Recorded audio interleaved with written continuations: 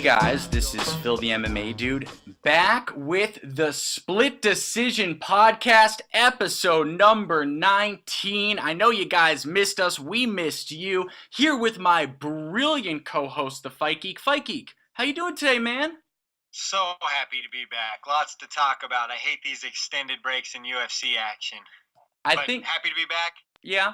I think what you really meant is that you missed me. You couldn't stop thinking about me, right? You know what, Phil? I did miss you. I'm glad that we're back and we can talk fights. All right. Let's get to it. Quick recap of what we're going to cover today, guys, and there's a lot to cover. We're going to start with BKFC 5. We're going to recap that classic Lobov versus Knight fight in particular. After that, we're going to quickly cover the 1FC card. Our first guest ever, Gary Tonin, had an incredible win. We're going to talk about Mighty Mouse. We're going to talk about Eddie Alvarez. After that, we're going to jump into UFC 236 preview. And then we're going to answer listener questions. So let me start off with this question for you, Fight Geek. Bare Knuckle Fighting Championship. I have called it a circus sport in the past. I've talked crap about it in the past. I own that. I admit it. It seems like everything changed with that Lobov Knight fight, which was, I don't even have words for how impressed I was. Let me ask you this. In your opinion, is bare knuckle fighting here to stay? I'm not sure if it's here to stay in the sense of like making it to mainstream. I obviously feel like it's going to be a very niche type sport, just based on, the brutality of it, at least from how brutal it looks. I think that'll still steer some people away, but I think you saw when you get the right combatants together in that setting that it can be great theater, and that fight was wild, man. It definitely had some hectic moments. The fourth round in particular, when they're exchanging wild hooks, and I think Artem eats a clean right, staggers back, and then throws a big heavy right and hits Jason clean on the beard, and it's just like both of them just take it and stagger back. It was really something to watch, but I just know that there is always going to be a certain fan that's a little much for. Mm-hmm. But I was entertained, and I was on the edge of my seat, and I think when you get the right guys, the intrigue goes up significantly. So what about you? Yeah, no, I think that's a great point. I actually, this is kind of humiliating to admit, well, maybe less so now, but I purchased BKFC 2. I won't forget it. Purchased that, was not impressed. They had a little cylinder circle cage. I don't even know how to describe it. It looked like a test tube to put two fighters into, literally a test tube. Not to interject, but was the ring round or not? I think there was some question about that. It appeared to be rounded again this time, right? Yeah, so they definitely, without a shadow of a doubt, have changed the ring from the first BKFC event, and I believe the second. I'm almost 100% sure. In fact, I am. So they changed that, but look, I have to give BKFC credit. Number one, the production's improved. I really like the ring. That's it looks more like a boxing ring. It looks less freakish in that sense. And then with Lobov Knight, I just felt like it kind of showed me, okay, maybe there is potential with this as an actual sport, and the combatant quality was simply too low before. So that's what my thoughts are. But I was blown away. I would agree with that. I think whenever you have guys with not a lot of skill, it gets really sloppy.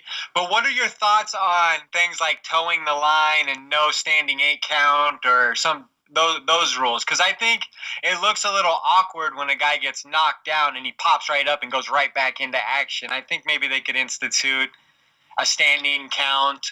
And I'm not sure that I love the whole toe the line thing. I think it's a little awkward at first glance. I'd just rather them walk out of their corners like normal combat. But those are just a couple critiques I had to maybe clean it up a little bit from a viewer's perspective. Now, yeah, absolutely. Okay, so this is perhaps embarrassing. I don't know this. When you say toe the line, are you referring to where they have to meet sort of within that little area? That's where they start each round from, is they go up to the lines that are predetermined, and then they start the action from maybe a foot apart from each other, which is from a standstill position, which is a little awkward in my opinion.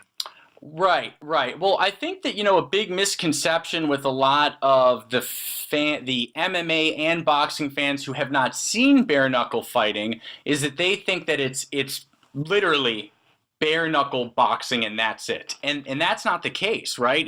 There's Yeah, clinch there is some boxing. clinch work. Clinch boxing's allowed. You can hold them. Yeah, speaking of which, Chris Lieben had a nasty clinch knockout where he got, I think it's Justin Baseman in the clinch, and really showed that left-handed power that he's always had. Hit him with about 4 or 5 uppercuts and just pretty much knocked him silly. So, yeah, that's another element that's very interesting, and that kind of segues us into our next point, or our next little topic is, what do you think? Do you think Artem now ends up fighting Pauly? Absolutely. They announced it. I mean, the president announced it. Look, the only way that they don't meet, literally, is if Pauly wusses out. That's the only way it doesn't happen. Well, you know that Pauly supposedly was paid to be in attendance that night and didn't show up, right? Yes, I do. I do know that. Yeah. Artem said as much on Ariel's show this week, and I find that interesting. I mean, I cannot imagine Pauly Malignaggi watching that. And, I mean, people can say whatever they want, but Pauly Malignaggi doesn't take damage well. He has brittle fists, and Artem is, a steel sled. That guy can take damage by the metric ton. I just don't see him getting knocked out by Pauly. And I don't think what Artem was able to do to Jason, I think Jason Knight has more of a chin than Pauly at this point, don't you? 100%. I'm glad you're finally coming to my rescue. Don't know where you were several days ago when I was getting lit up like a Christmas tree on Twitter. Yeah, well, sorry, Phil. Some of us got other things to do, but Fight Geek's so cool, guys. I'm so busy, He's guys. so busy. I apologize that I can't argue with you on Twitter 24/7. But Pauly Malignaggi, yes, obviously has the classically trained boxing style, but the guy hasn't won a fight in 3 years, was knocked out in his last boxing match with 10-ounce gloves, I believe. So I just don't see how it's such a foregone conclusion that Pauly comes in and mops the floor with Artem, who literally looks like he was built for bare-knuckle boxing. Yeah, and okay, so let me just ask you, and you kind of answered. Let me ask you this question directly. So I predicted on Twitter that Artem was essentially going to smoke Pauly in this format, in the bare knuckle fighting format, and I want to stress that. I don't think he'll smoke him by any means, but I do think that when it comes to damage, he will damage Pauly significantly more than Pauly will damage Artem. Right. Yeah. So I made that Twitter poll. I made a Twitter poll asking who do you got in that fight, and it's 51-49 with over 1,000 votes right now, and it's 51-49 Pauly, and people have very strong opinions on both sides. When you really break it down, and I mean, if the Pauly Malignaggi that fought Adrian Broner shows up, yeah, he's gonna beat the hell out of Artem. It's not a boxing match. But that's 6 years ago. I mean, Pauly Malignaggi is a Showtime boxing analyst now. I mean, the guy's not a boxer. We're not talking about Floyd Mayweather coming off a 2-year hiatus. We're talking about Pauly Malignaggi, who was getting beaten senseless at the end of his career, off a 3-year hiatus, coming into bare-knuckle fighting versus a guy who, has obviously established himself as a bare-knuckle fighter. I'm not saying Pauly couldn't win. If he wins, it's with jabs and footwork, but the guy has, notoriously brittle hands, So all I know is I'm watching it. I hope he makes it to the cage because I think it will be a spectacle. Certainly will be an interesting fight to devour. Yeah, I was honestly shocked, absolutely shocked at how many people are really, really confident that Pauly's going to win. I think you all are crazy. And I love you guys, and you know that I love to argue. Well, the one thing to say is Pauly is a beautifully trained boxer. If you go back and watch the way he fights, he's not a power puncher, so he wins with technique, he wins with his footwork. Right, let's see how that goes. Yeah. Yeah, so if he's laser sharp and he's in his prime, Artem is not going to hit him a lot. He may not hit him at all. But I don't see Pauly coming in there and stopping Artem in 10 minutes. I just don't see that. Let's see how Paulie handles. I mean, Artem's going to come forward. We know he's going to come forward. The only way he's not going to come, he's going to stop coming forward if he gets badly hurt.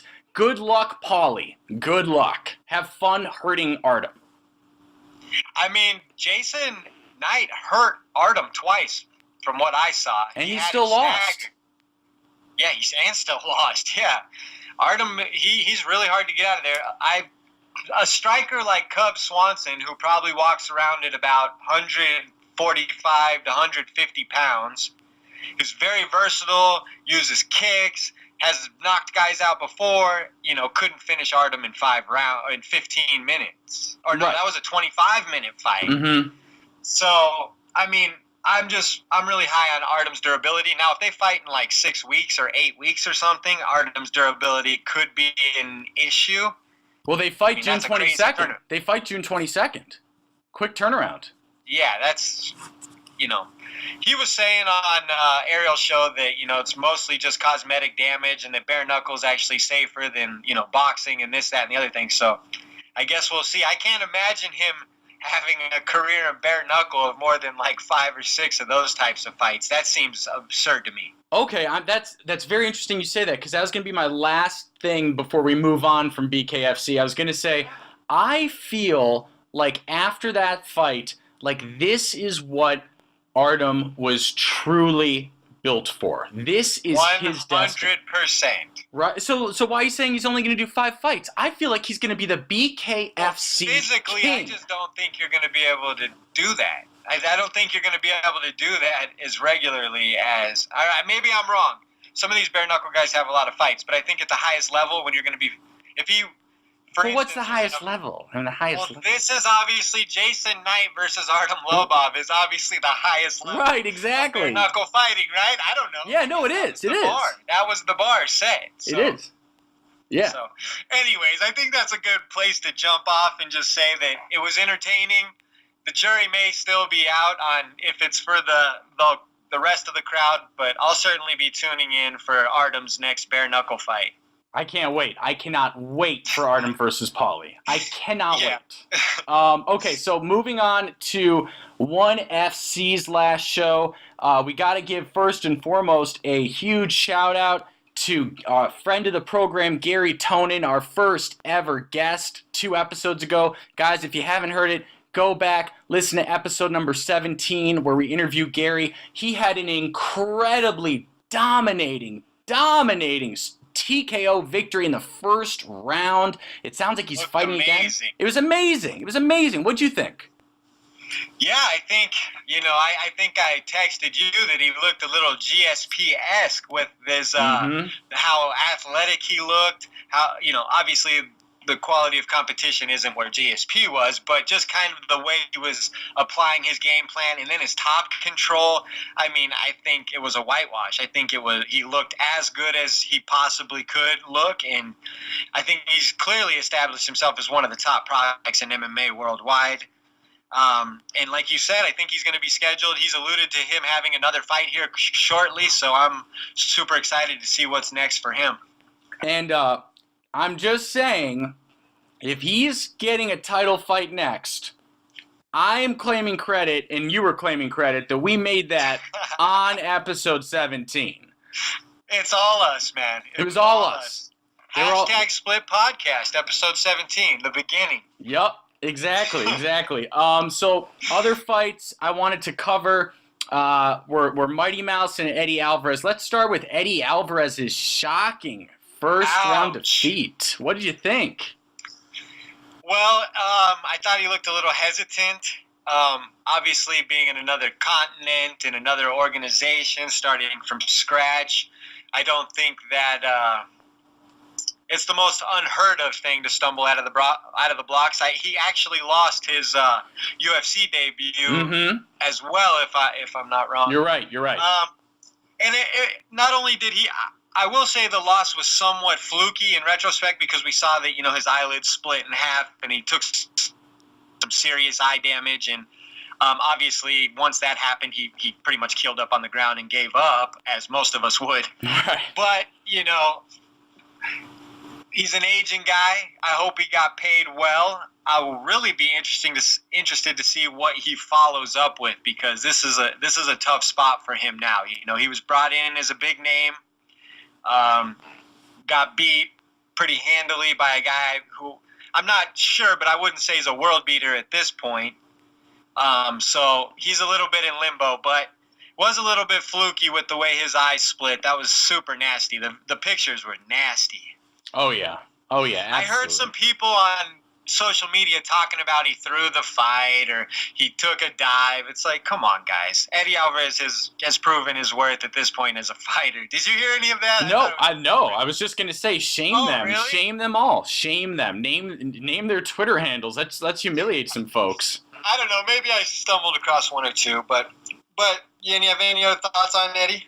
I think that you nailed it in that, and actually, Chael Sonnen was saying this on his last episode of this podcast, and you just said the same thing, and I feel the same way as both of you. It's made me so much more excited for Eddie's next fight, because now there's all these questions. Is this his big drop-off? Was that just a freak occurrence? You know, what to make of Eddie now? And I have to see his next fight. Absolutely. There's definitely intrigue. And I'm sure that Eddie, being the fighter that he is, will come back against as tough of an opponent as he possibly can. And more than likely will probably have a much better performance, because he seems to bounce back like that traditionally throughout his career. Yep, absolutely. So what about DJ? I was really impressed with DJ, and hear me out on this. Some people thought that he weathered a little bit of a storm early, which he did. He didn't whitewash the guy, but, you know, again, he's on a new continent for a new organization, fighting new characters and a whole new vibe. I think he looked amazing. He did weather a bit of a storm, though. He did weather a bit of a storm, right? He weathered a little storm, but, I mean, I was never, like, gasping thinking that DJ was in serious trouble. He always appeared to be calm DJ, working to a different spot, getting to a better position, getting back to a position of dominance. And with the international rule set in DJ, it was really interesting to see how he was using the strikes to the knees on the ground to better his wrestling position and stuff. I mean, it just goes to show you that how smart he is. And now that he has extra tools, it's going to be so fun to watch. Oh, yeah. Oh, yeah. So, I think it's going to be a matter of time before DJ fights for that belt. And, you know, it's weird how, you know, you don't know what you got until it's gone type of thing. You don't really appreciate someone until they're gone. This was, you know, I was up at 5 o'clock in the morning anticipating this Demetrius Johnson fight versus someone I'd never heard of, more so than a Fox card he was headlining versus, you know, a Ray Borg or someone like that. Right. You know what I mean? Yeah. It's just bizarre how that works. He just became like a finer wine now that he's in Asia. Mm-hmm. Yeah. It's interesting how MMA is like that. Absolutely, absolutely. And the last thing I wanted to say about the the ONE FC card, that my major takeaway was overall was both with Eddie's loss and DJ's win, where he was tested a bit, was look, these ONE FC fighters are legit. They're legit. Absolutely. I was super impressed with the talent up and down the roster. Mm-hmm. I really was.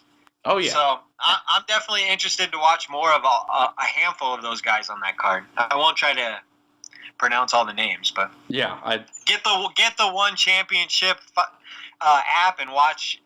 You can follow fighters. It's pretty cool. Absolutely. Okay, so right. Moving on to UFC 236. I just want to say first and foremost, if you are not pumped up as fuck for this card, then you're wrong. Straight up. You're just wrong. I agree.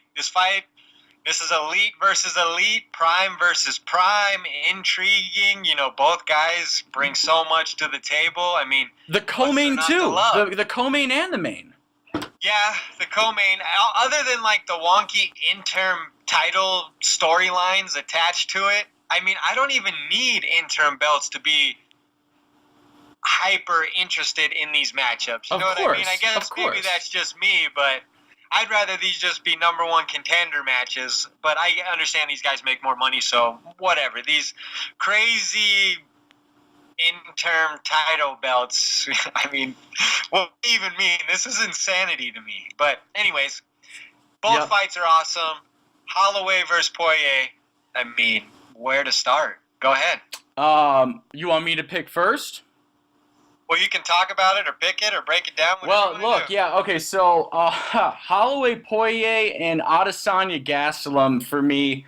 If anyone out there is feeling really confident about their picks in either fight, please don't bet any money, folks. You're wrong. Okay, these are toss-ups. I mean, they are the definition of toss-up fights. Absolutely. Yeah, so they're so hard to pick. Obviously, Holloway versus Poirier 2, this is the second fight between them. It is worth noting that Poirier, was able to get the submission victory against Holloway. Granted, that was many years ago, back when Max was, I think, 20 years old. I have a quick interjection. Yeah. Is that notable at this point? I think it's notable. Now, should it be a big factor? No. Yeah. Do you think that Dustin Poirier is going into this fight thinking he's going to submit Max Holloway? Absolutely not. Yeah, I think. But if you've got to win, you've got a little bit of that. You've got a little bit of mental edge, right? Mentally, he does have the step up, knowing he's done it before. So maybe like that fear may not be there. Yeah, could work against him. But anyways, I just wanted to ask if that was super relevant, considering was that Max Holloway's first fight ever in the UFC? I want to say I'm pretty darn sure. I'm pretty darn sure. It is. That it was. Pretty darn sure. Guys, I become a suburban mother from Minnesota. And Dustin Poirier is nothing like that fighter. Correct. No, I mean, neither much different fighter. Oh, yeah. Yeah, so, all right. Yeah. Anyways, go on. So, you know what? Why don't you pick this one first? Yeah, we'll both just keep tossing it back and forth because on a Tuesday, who knows who's going to win this fight, right? The main event, wow. I think everybody's leaning towards Max based on his championship pedigree and his, kind of recent dominance over his class, especially with his last performance against Ortega being such a transcendent one. Mm-hmm. Obviously, never have seen Max fight at 155 as the wild card. 99% of fighters perform better when they go up in weight. So all of that data tells us that we'll probably see the best Max Holloway we've ever seen. With that being said, I just keep leaning on these sound bites that I've heard from Justin Gaethje and some of these other coaches and people when they talk about Dustin Poirier and the level he's currently at and the fact that the way he's able to cut corners, his boxing ability, his mettle, his toughness. If you look at who Justin Gaethje is, and then you look at Dustin Poirier, not only outstruck him, but then had more mettle than him and outlasted him, I think that really kind of shows you where he's at this point. Not only did Dustin Poirier finish Gaethje, but he finished Eddie Alvarez, who finished Gaethje. And Gaethje just finished Vic and Barbosa like it was the walk in the park. Mm-hmm. So that really tells me that Dustin Poirier has reached a rare air. You hear his peers talking about him. Gaethje basically has said that that's the best fighter he's ever faced. In so many words. So with that being said, I think I'm actually going to take a flyer and take Dustin Poirier in an upset over Max Holloway to win the interim belt. And I'm going to say that it'll be a split decision war. Woo! Damn! Hey, yo, you must have been listening to Paulie because you brought your balls. You brought your balls. I like it. I know. I didn't want to do it, but Justin Gaethje I listened to Justin Gaethje talk about Dustin Poirier recently, and it sold me. Not only that, but Dustin Poirier's just really reached a maturity in his career that I think is admirable. I think he's that dude right now. So that's the way I'm rolling. Yeah. Hey, I respect that. I, too, felt I felt an incredible urge to pick Dustin Poirier. I definitely think he's not getting the respect he deserves in this fight. 100%. This is a very tough matchup for Max, especially again at 55. There's so many question marks. Well, he gets hit, fairly often. What's that going to be like at 55? He has this amazing cardio. Is that going to take a hit at 55? Right? There's a lot of questions, and I was so tempted to actually agree with you and pick Dustin, but you know what? I just can't do it. I won't do it. I won't do it. Blessed has proven me wrong too many times, and I'm not going to do it this time. Max Holloway by 5th round TKO stoppage in the 5th. You almost just convinced me right there. That's how close this fight is. I can go either way based on anyone's opinion. Yeah. But I'll stick with my decision. I like it. It's going to be amazing. Like I said, the more you just look at this fight and look at these fighters, it's like I can make a case for both guys back and forth, back and forth. It never ends. 100%. And it's similar to the co-main, so we'll just go and slide right into that. Yeah. I hate having to pick on a Tuesday, but if I do... Well, wait. Do you want to be forced to pick first? Because I can pick first this time. I feel like it's unfair to you to make... Okay, let's balance it out, buddy. You go ahead. All right, yeah, because I don't want to be unfair here. Okay, so I think with Israel Adesanya versus Kelvin Gastelum, I know that the very popular pick is Adesanya, and I actually, again, this could go either way. Gastelum is going to... He's got a questionable gas tank, frankly. Pardon the pun. He really does. And so I do feel like he's got to catch Israel early. But, look, I got Kelvin. 2nd round knockout. 2nd round knockout? You're absurd. He's got to do it. Hey, he's got to do it. He's got to do it early. He'll gas out if he doesn't. He'll get tired if he doesn't do it early. You think so? What do you got? See, I was really leaning heavily Kelvin because of his ability to get people down. I think he's had similar opponents like this. If you look at like the Uriah Hall matchup, where Uriah Hall was super dynamic striker, a lot of people overlooked Kelvin, and Kelvin's fundamental ability to get in close and get Uriah to the mat was something that people didn't see coming. And I really think that could be a factor here because I don't think Israel is going to be able to keep Kelvin off of him if he's taken down. I think that's going to be big trouble. Right. So, gosh, it's such a hard one. But then again, Kelvin does get hit.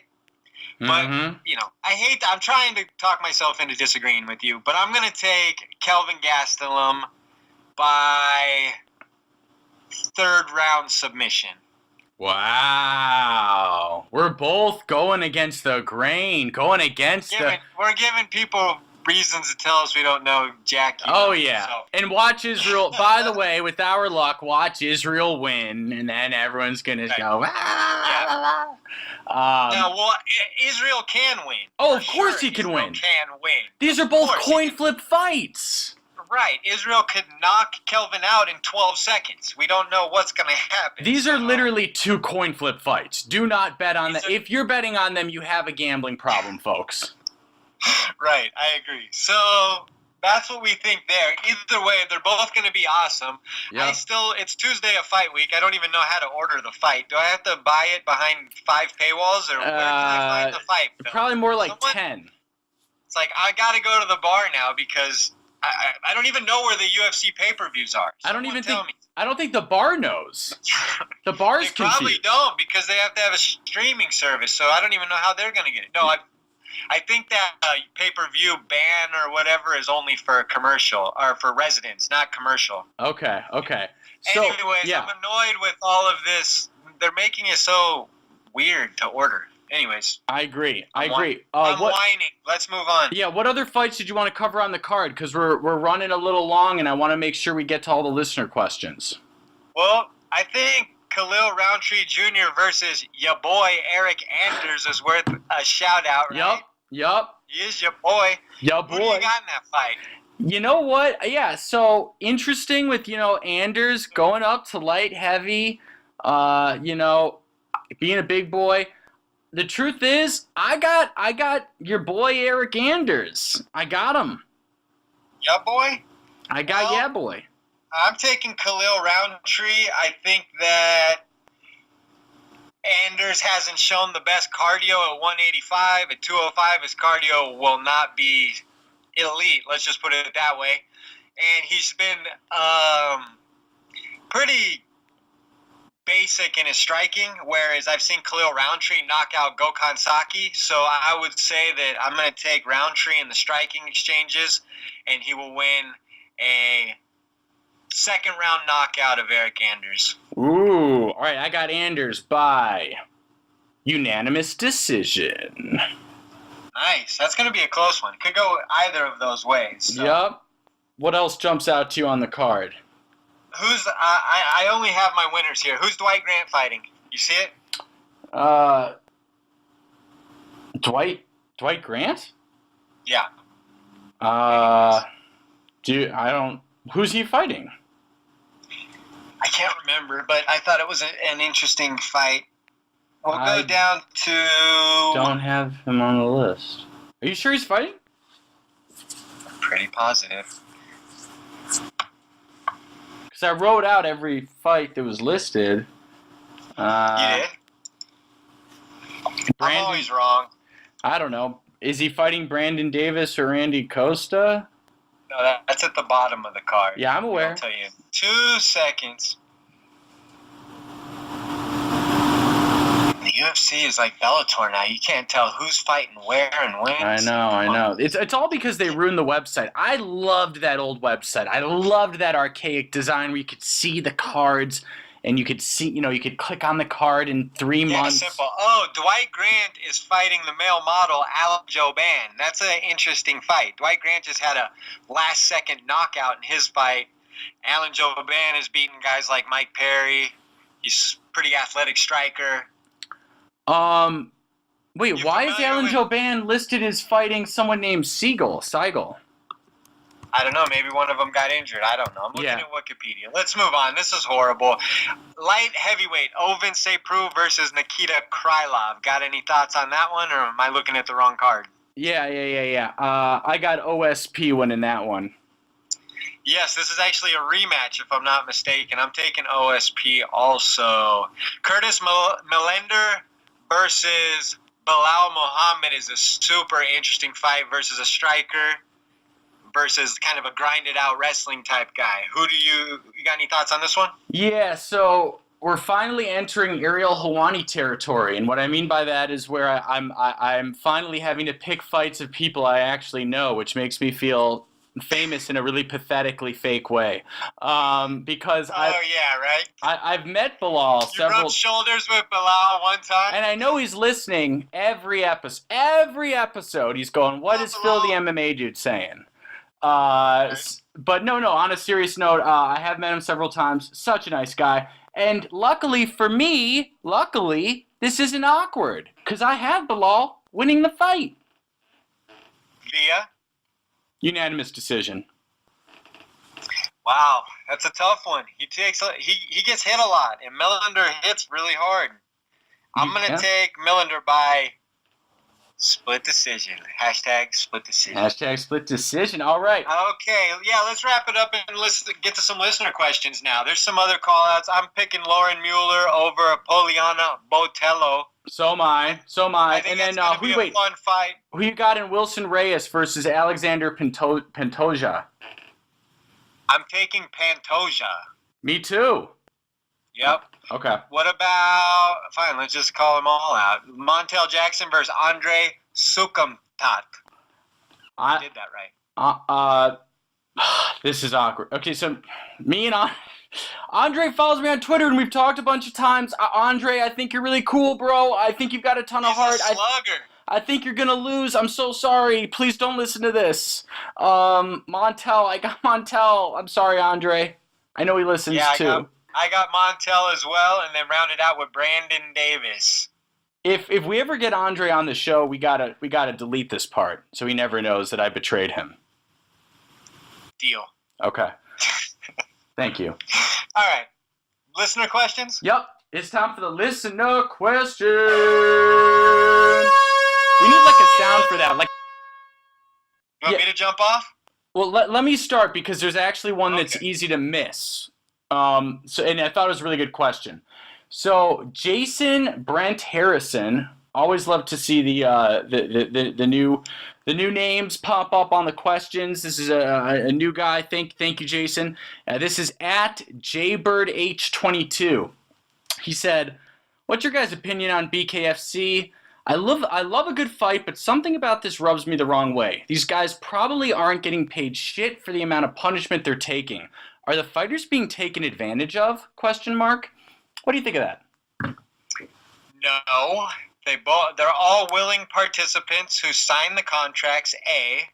So they've determined that their moral compass will allow them to perform this task for whatever the payment is. So Right. if a fighter signs a contract, they've made a personal decision that that's a transaction they're willing to take. Take, Ally Quinta, for instance. He's not willing to make some of these transactions, and that's kind of what we've seen from him. So, you just have to know your worth, and when you sign the contract, be comfortable with your worth. So, yeah, I completely agree with you.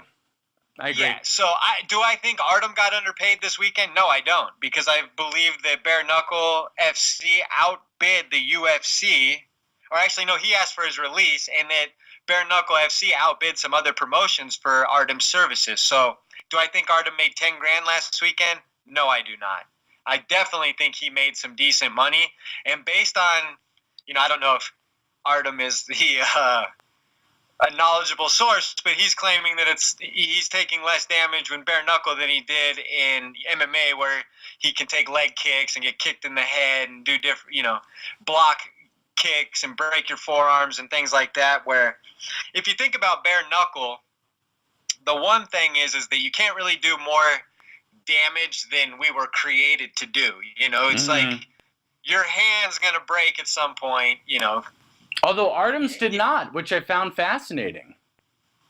Perfect form, and he had his wrists taped all the way up to his elbows. Hey, he's being smart. So it worked. It did work. So I'd always like to see fighters get paid more, but like I said, they've all signed the contract and want to do this. This is their passion for most of them. Yep, I completely agree. Do you have a question lined up?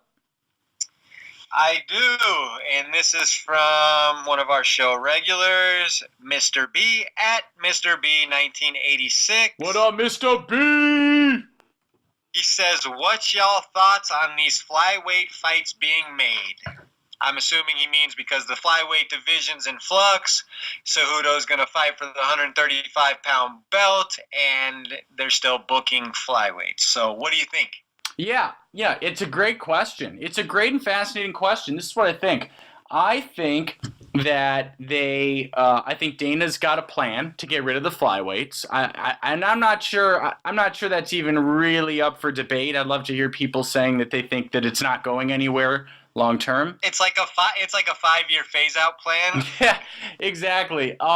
But the truth is, now it's kind of becoming this survival tournament in a weird, cool way, right? Where everyone who loses is kind of. I don't really think it's cool that you have guys fighting aimlessly with no future in sight or no security in sight. Oh no, I didn't mean that was cool. I meant what was cool about it is it's almost like a tournament for a title shot.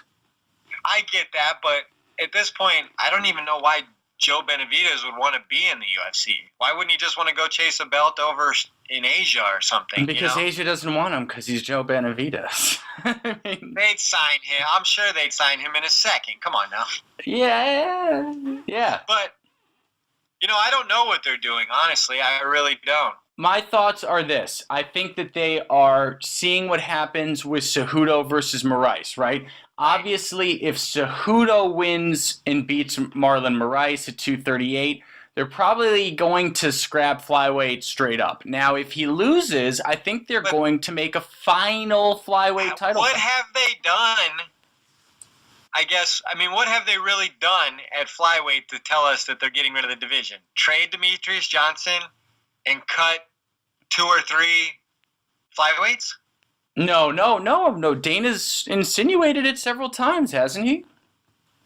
No, I guess it has been insinuated, but then it's almost like they're playing with house money now. They're just kind of like in a wait and see right mode, you know? Right. And yeah, I mean, for the record, I don't think they should get rid of flyweight. Absolutely not. Yeah, no, especially, several well-known MMA pundits have already said this, but I just have to agree and chime in. Cejudo knocking out TJ, especially with the knowledge we have now. But even before that, I mean, it was extremely impressive. It gave Cejudo a bunch of street cred, and it kind of... yeah, Cejudo's a top 8 to 6 pound-for-pound fighter in the UFC right now. So it's like, why would you get rid of the division now? He just humiliated TJ Dillashaw. Yeah, obviously that's true, but my thing is with the UFC is they already struggle to fill cards. Mm-hmm. They want more fights. They need more content. So why would they get rid of a division? They already have, lulls in action on these cards. It's like, I don't understand the point. I don't see how they get better by getting rid of flyweight. Right. Yeah, I have to agree. I have to agree with you. Cool. Yep. Got anything else? Oh yeah. We actually had some really good questions this week. Okay, so hang on. This is from this is from our good friend Nat LK at Judah, Peru 1984. And I just got to say, Nat I love you, bro. Sometimes you piss me off, but you're the man. You're the man. So respect to you, bro. And he asked a really good question. He said, we're past the first quarter of the year. What was the best fight of the year so far? What a great question. I'll let you take it first. Gosh, I don't even know if I remember them all at this point, but fight of the year. You want me to go first?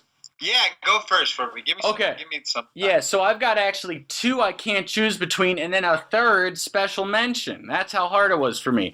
So the first one I think I've got to give it to is Brian Barberena versus Vicente Luque.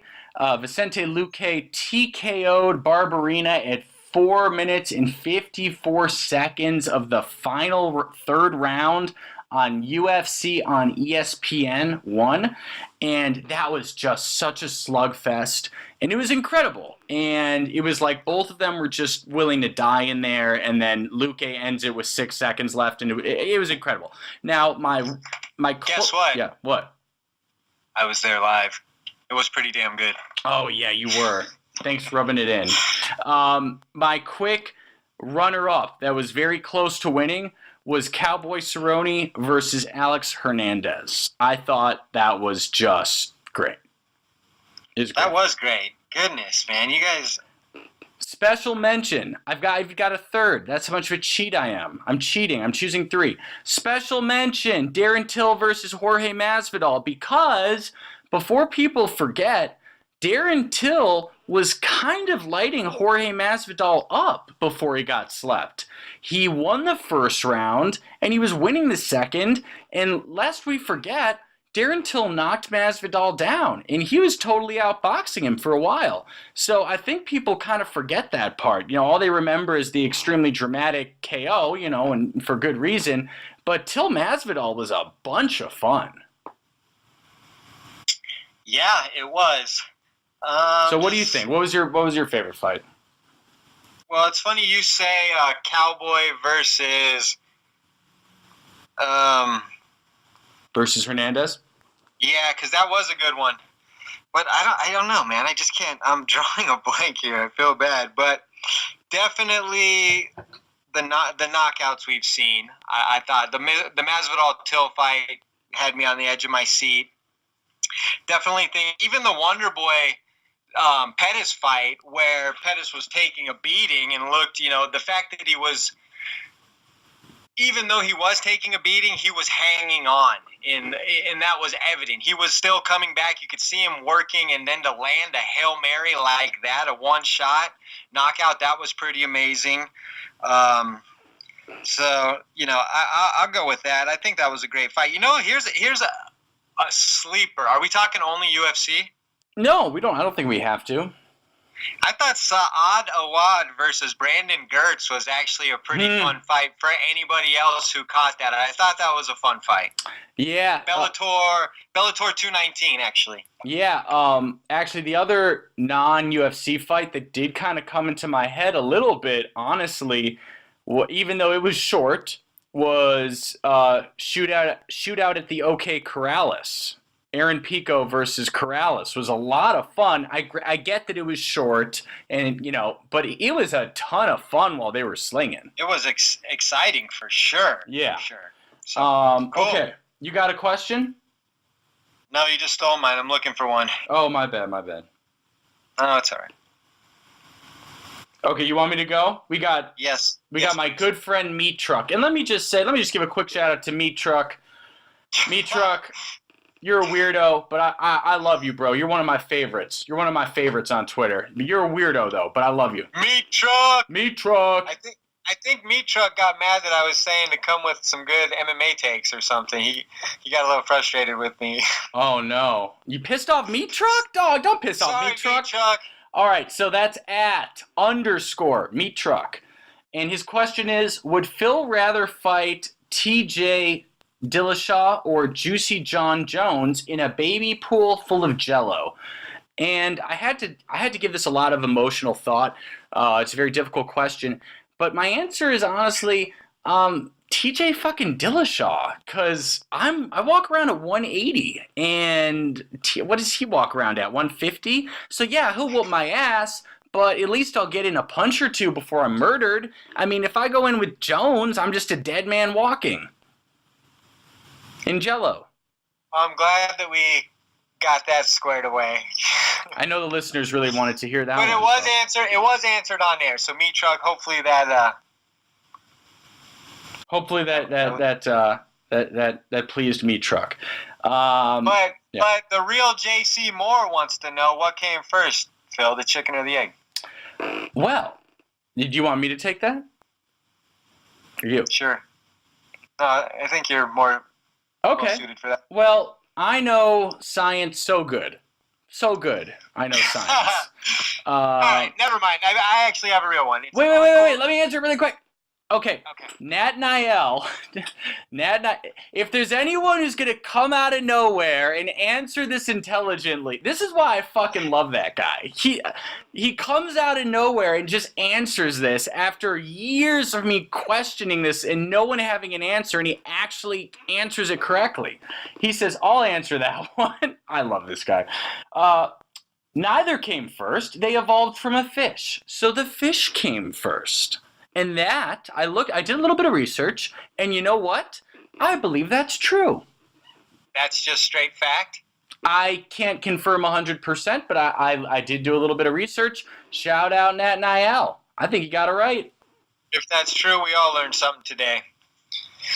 Okay, one from Uncle Yagi @Nzuki_101. He says, Will the winners of the interim titles this Saturday 100% fight for the real belt next? He says he's pretty sure on 185. He can't say the same for 155, but what do you think?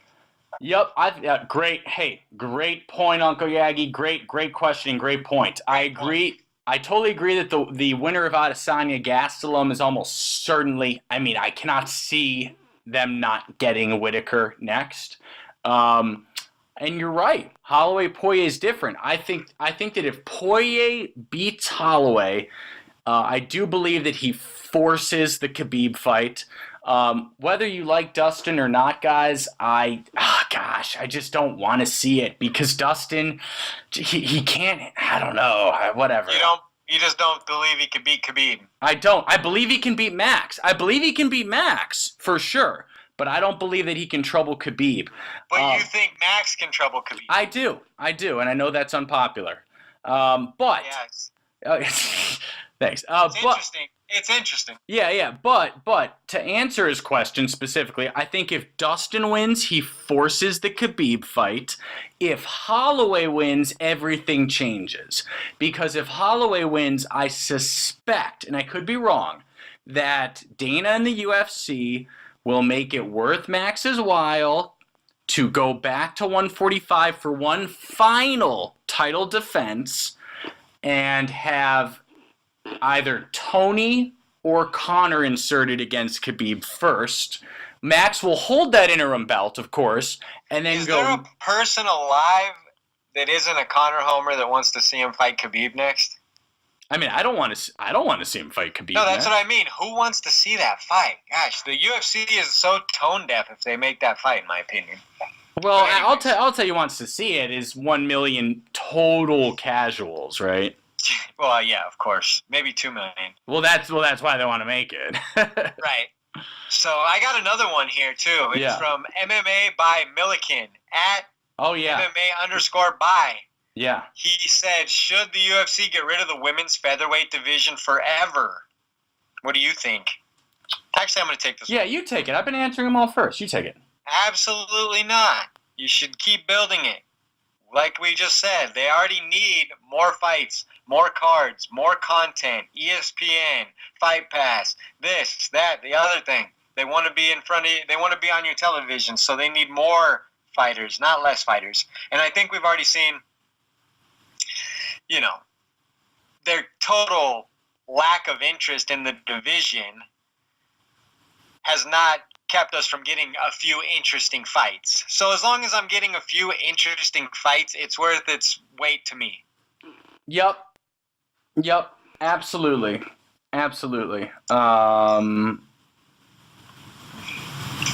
anything else?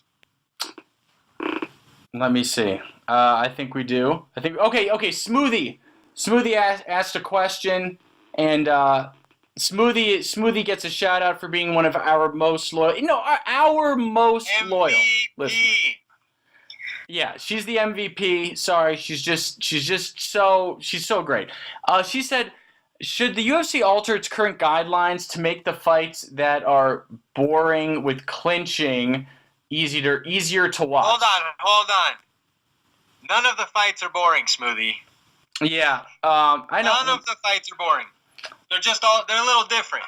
Right. So Smoothie is not a fan of clinching, and I think in her defense, I think she really means when fighters are, say, stalling with clinching, holding people against the cage. There's something that should be done?